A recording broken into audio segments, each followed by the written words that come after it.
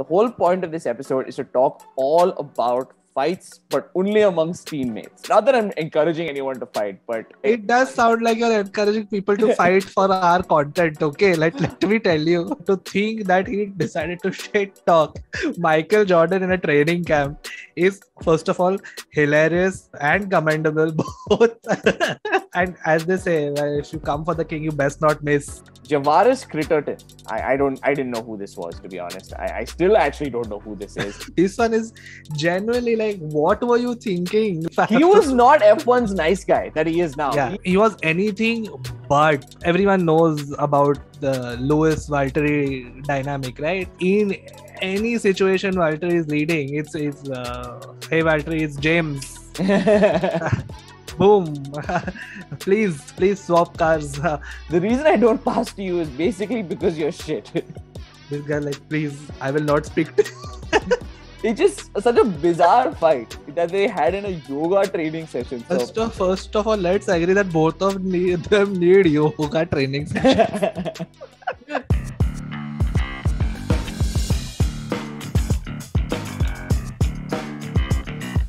Hey everyone, and welcome back to another episode of All About Sports, the podcast, a podcast by the fans, for the fans. Before we get into this week's episode, a quick reminder of last week's episode. We talk all about the Qatar World Cup, specifically all the controversy ensuing that you've probably heard about, both from a human rights perspective, some cultural differences with hosting the World Cup in Qatar. Do make sure to check out that episode. With that, let's get into this week's episode. Today, you're joined by two of your co-hosts, Aniket Gui. What up? And myself, Rishabh. Let's get right into this week's episode, Gui. It's a little bit of a fun one. It's coming off the Draymond Green and Jordan Poole fight.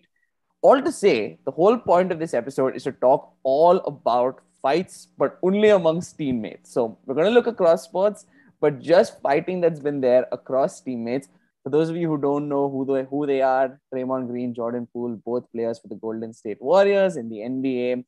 Draymond Green, pretty well known historically in basketball as a pretty big hothead, but a video actually surfacing more recently showing him actually punching Jordan Poole right in the face in training camp, and Jordan Poole basically collapses to the ground.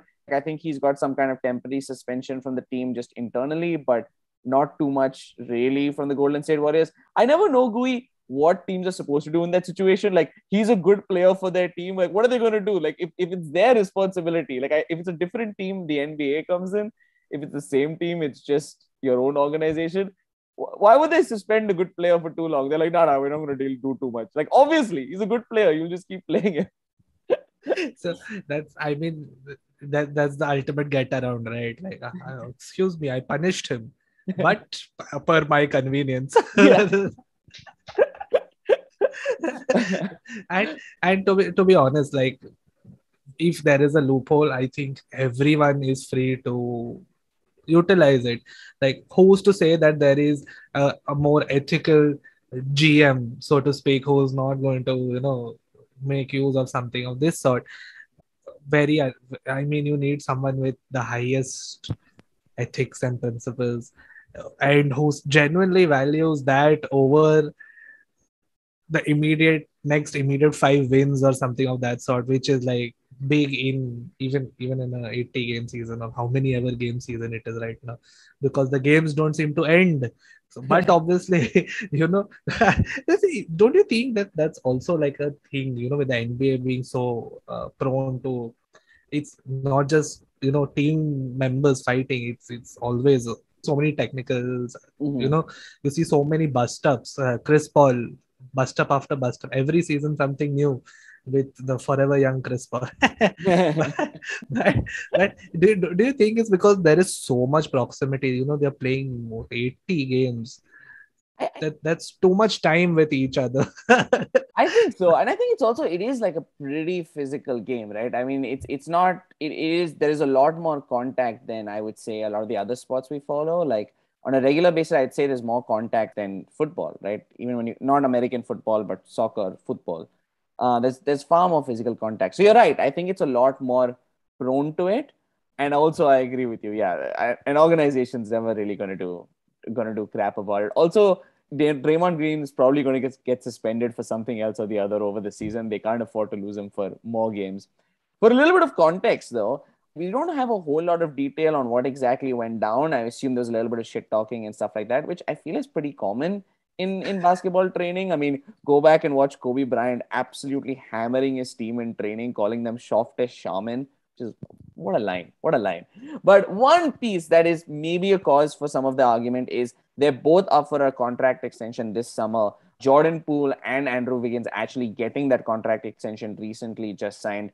Draymond Green, as of now, no contract extension. I don't know if financially they actually even can give him a contract extension now. So that might have been a little bit of a cause of the rift. Also, just given Draymond is, been such a big part of the Warriors legacy that's been created, whereas Jordan Poole is relatively new. Gui, I'll throw it off to you. 1 second. Oh, sorry. In case there are people like me who do not follow the NBA much, 140 million over 4 years. Is that Jordan Poole's new contract? Oh boy, that is, you know what? You caught me off guard. I'm going to check it right now. I think you're right.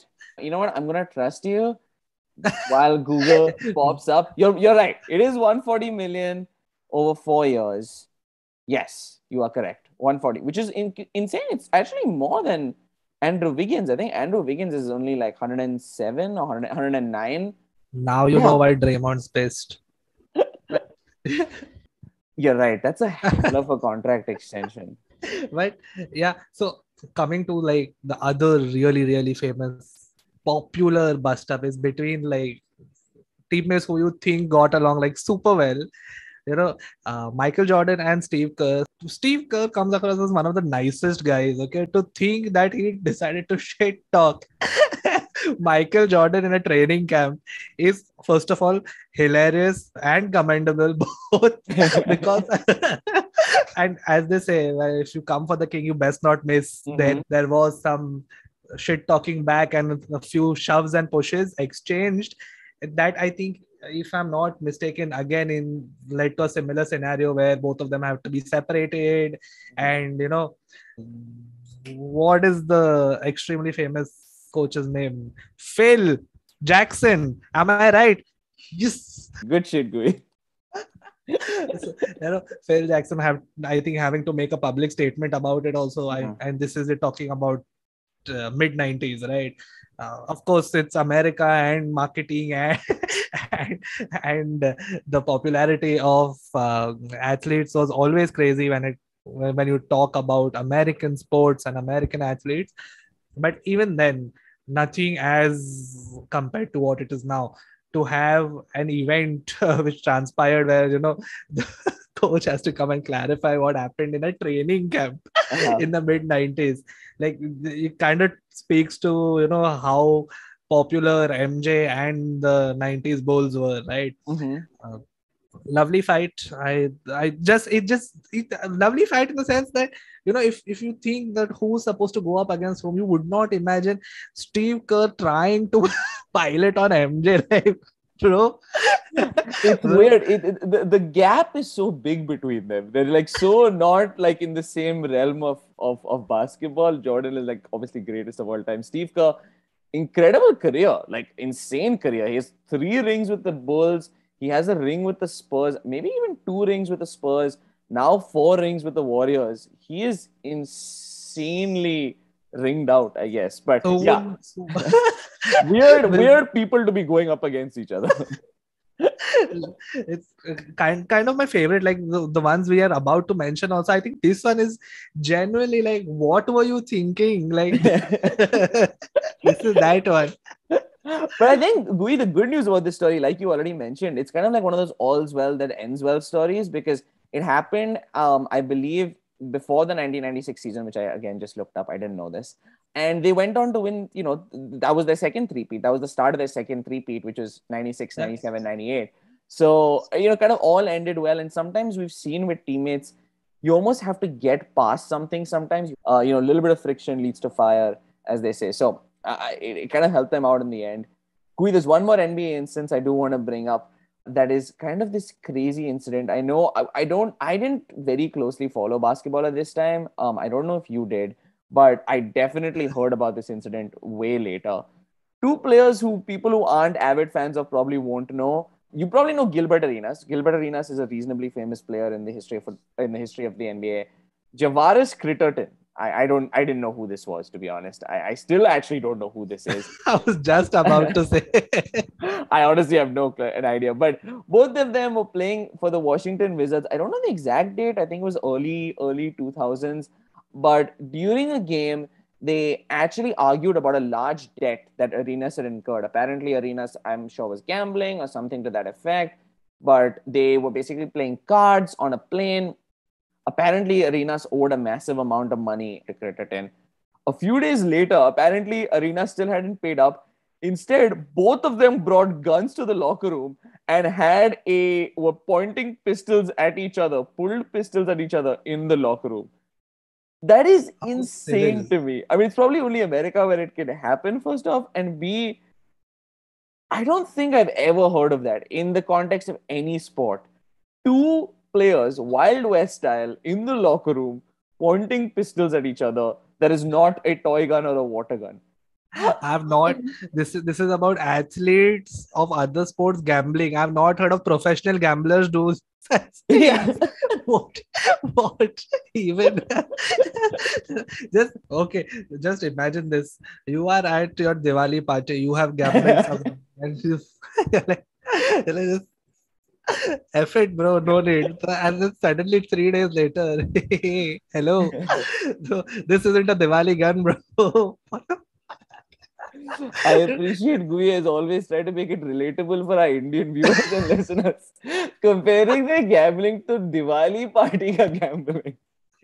But, okay, I understand you'll never end up owing someone like, pro NBA athlete money. I get that, Yeah. I get that bit. But honestly, like, there should be some code, maybe let's avoid gambling, as just avoid gambling, bro. Just avoid gambling in cases where there isn't like an institution to handle the gambling. you don't have to pull up the gun. What even? It's a completely insane story. And in your defense, I'm sure like the Ambani house Diwali, they're spending more than I'm sure whatever Arena sold. Yeah, Gilbert Arenas there. Yeah, probably less than it. So you're not completely in the wrong. It just depends what Diwali parties you're going to. But Gui, I'll hand it off to you because I want to talk a little bit about F1. F1 is a sport we talk about a lot. Obviously, there's a little bit of rivalry that happens because it's kind of an individual sport. It's kind of a team sport. But there's one very famous incident that you can speak to. And I'm not even going to spoil what incident it is. What is the incident? The incident is popularly known as the Multi 21. All right. This is the point where 4-time world champion Sebastian Vettel was not a 4-time world champion. He was in the process, right? It was when all the finger pointing and he was at his worst behavior. He was not F1's nice guy that he is now. Yeah, he is now like the was, F1 nice guy. He was not that guy then.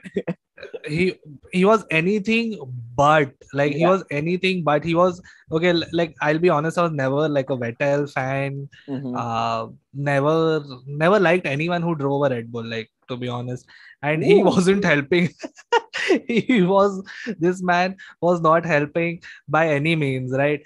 So the situation is such where Weber has the lead now, and Vettel's been instructed to not do anything about it. Man flips the bird, okay, proverbial bird. Okay, man flips the proverbial bird and decides to win the GP. That now this is like, come on, this is bad blood. Like, just imagine if for people who haven't followed F1 at that point, everyone knows about the Lewis Valtteri dynamic, right? In any situation Valtteri is leading, it's hey Valtteri, it's James. Boom. please swap cars. Okay, that's which was the instruction which was not given at that point, right? To Weber. In fact, it was just, imagine Lewis being told not to overtake. And if you put that into context, with all the times Valtteri is moved back, Lewis should oblige, right? Think of it that he doesn't, and that's what Vettel did. He said, no, sorry, What team orders? I Yeah. don't understand team orders. I mean, I understand them, but who cares? I'm going to be 4-time world champion, so And let me just. And you should have seen the pictures from the podium. It's like I mean, it's the worst set of podium pictures I've ever seen, because nobody on that podium looked happy. yeah, It was just like bad blood about it's where it just like, if there was like a small spark, this is where it just like ignited a fire which was, about to burn down a whole house of cards kind of situation. And yeah, and it's kind of criminal, right? Like, mhm. in a situation where uh, I don't think I've seen team orders defied since then. Like, who is defying team orders? Maybe just Valtteri did it once, where he was told not to set the fastest lap, and Yeah, he just said like, okay, fine, I'm going to do it anyway. And this is again after he was second for all of the seasons, after it was all but known that he is no longer going to have an extended contract at the team, which is when he, decided to do what? Set the fastest lap. Okay. no, no, that's about it. Like, Vettel, on the other hand, knew what he was doing. So, which is why it's that high up in the order of criminality. and I think also, like, to your point, Gui, I think a lot more teams now have a driver 1A, 1B. So when they get their second driver in, it's kind of planned that like they Understood. will be a Yeah. supporting, there'll be a player supporting role, barring like maybe like the closest teams now, like 2016 is probably Nico Rosberg, Hamilton. This year's maybe you can argue Sainz, Leclerc, but still Leclerc is probably 1A and they just get along so well. So you're right. We don't see a lot of instances of it.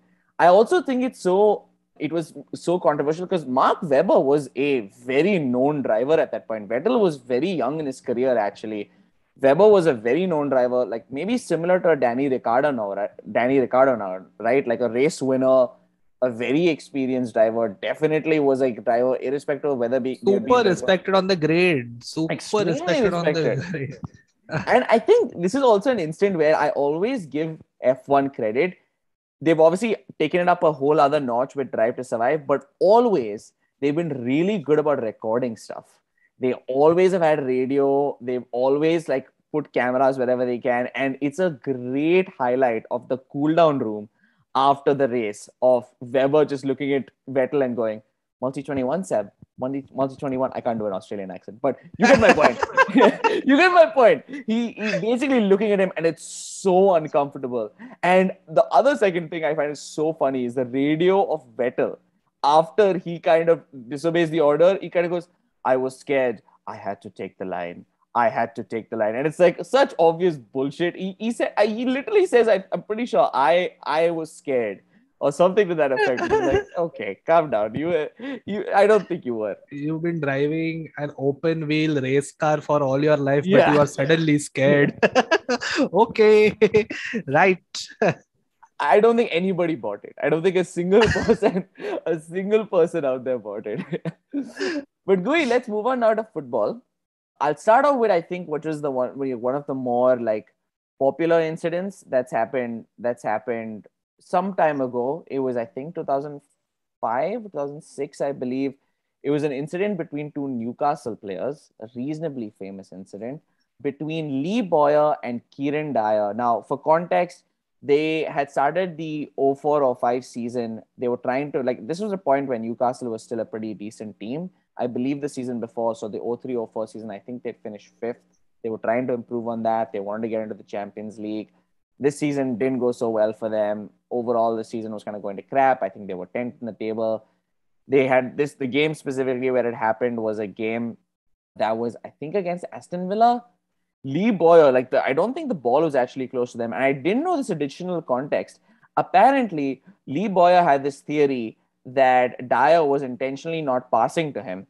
And so when about 10 minutes were left, apparently Boyer confronted him and said, like, dude, why aren't you freaking passing to me? And apparently Dyer responded by saying, the reason I don't pass to you is basically because you're shit. So unsurprisingly, yeah. Unsurprisingly, Lee Boyer, who apparently had a bunch of off-pitch incidents, just like I think drunken brawls and stuff like that. He was also Joey Barton. Yes. Yes, a younger, like before Joey Barton, he was the Joey Barton of England. Attacks his teammate on the field. It's a bizarre incident. Both get sent off.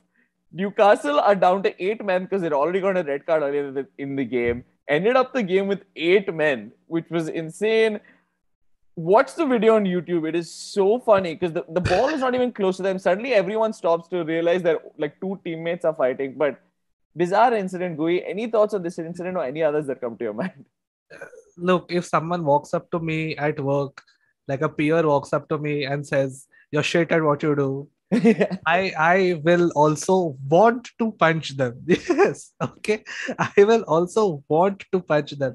Will I punch them? Maybe not. Hey, that's the difference. That's the difference. Follow through No. the difference. Excuse me. The difference is that I will be fired, not given a 3-game ban. They won't say, don't do 3 engagements. Yeah. You make a good point. Good point. Good advice to anyone listening as well. I do not make nearly enough money to be able to sit out 3 engagements also. Like, don't do 3 engagements. We'll call you back after 6 months or whatever. I'm sorry. It doesn't work in my world. But good advice, Gui. Great advice. But think about it. These guys can actually, like, we called him Joey Barton before Joey Barton, right? Even Joey Barton, he's fought with so many people. He's fought at training grounds. He's fought when he has been sent off, if someone's trying to send him, like, move him along. Yeah. He's fought with that person also. Bro, tone it down. But I don't know, like, this one was a bit much. Like, this like, you can see actual physical punches thrown, like Chris Paul style. These guys went at it like, I'm sorry, Chris Paul has been mentioned more times than he deserves to be in this conversation. But anyway, we have to track the number of times we mention Chris Paul across all our podcasts and track how many times it's in a positive tone. It's probably once. It's probably 0 or maybe 0%. No, there is who said it. You called him at least point guard, which is at least in some. I mean, I said he is called the. Yeah, that's true. Fair.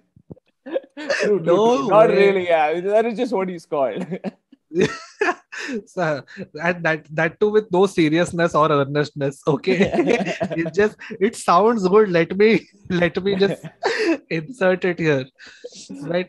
Yeah, that's honestly, like, it's really crazy. If I have to suggest one to watch, like, this is a proper fight. This is a brawl. Like, I mean, it's something you would see in a Newcastle pub, not on the pitch. I was gonna say that this is by far to me the most memorable fight. The 2 others I would bring up just for people to check out. One is the Lloris-Son fight. It's more recent. If you haven't seen All or Nothing Tottenham, watch it. It's pretty fun, especially because Mourinho was manager that season. It's a pretty fun season, but it's pretty boring in the sense that the fight was just Son towards the end of the half doesn't run back to provide support, and they almost concede. And Lloris, who was captain, just kind of blows up at him as they're leaving the pitch. And like just kind of yelling at Son, and then it continues on into the dressing room because they were shooting All or Nothing. They got the footage of them yelling at each other in the dressing room as well.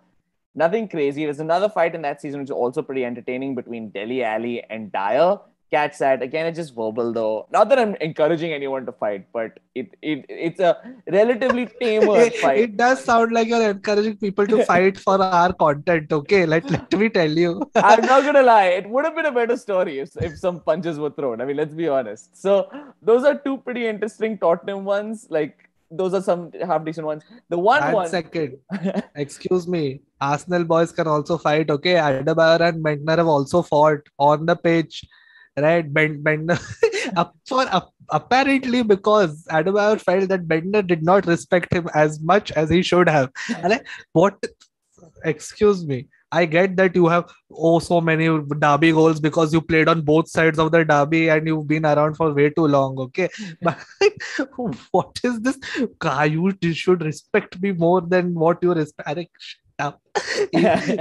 He's called the Lord for a reason. He's had that attitude about him since he was a child.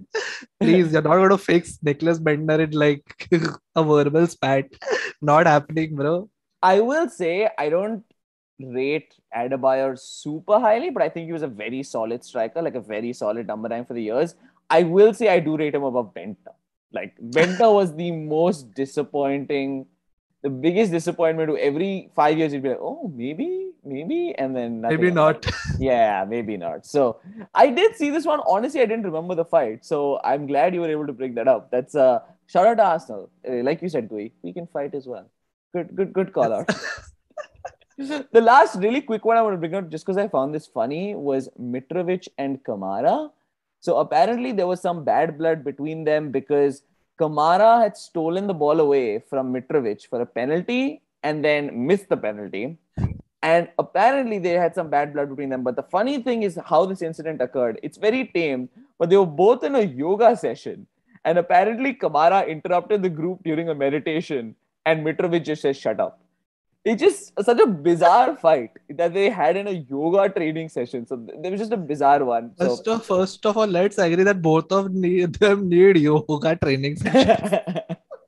That I agree. I do agree. Mitrovic especially, like, sir, go for yoga twice a day. That too is not enough. I do think that this season, I think he's actually toned down. He seems a lot like happier and calm. Maybe the yoga has helped. Maybe that is what affected his calmness. He seems a lot calmer this season, maybe. But Gui, let's cover one final sport before we wrap up. A sport that doesn't have too much conflict, but there was one that we both saw that we thought was kind of interesting and, a reasonably more combative moment within Indian cricket. You go for it. What is the story? What happened? Run with it. Quickly, yeah. Jadeja bowling to Sunil Narayan, who skies it. Bhuvi and Raina have horribly misjudged the shot.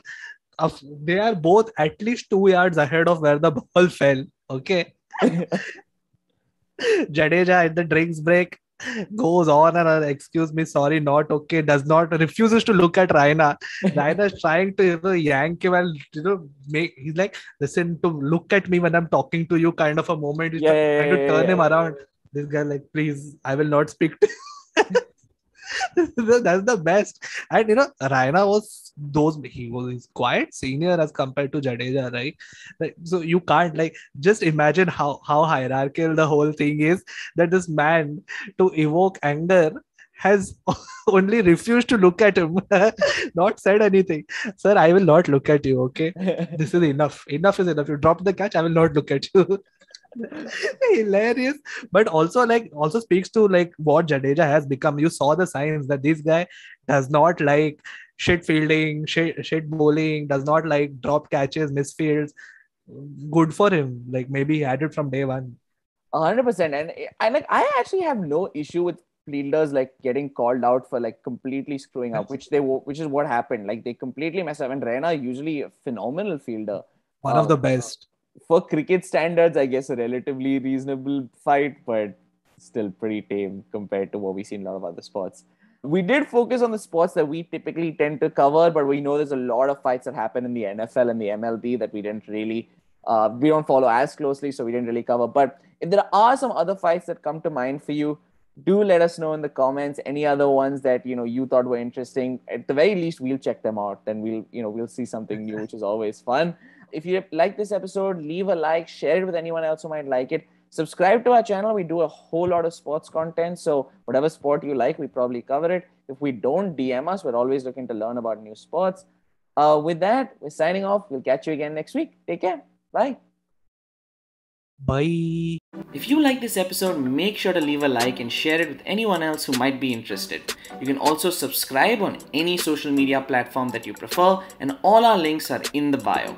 We also have a website with all our episodes as well as blogs and a whole lot of other sports content, so make sure to check that out as well.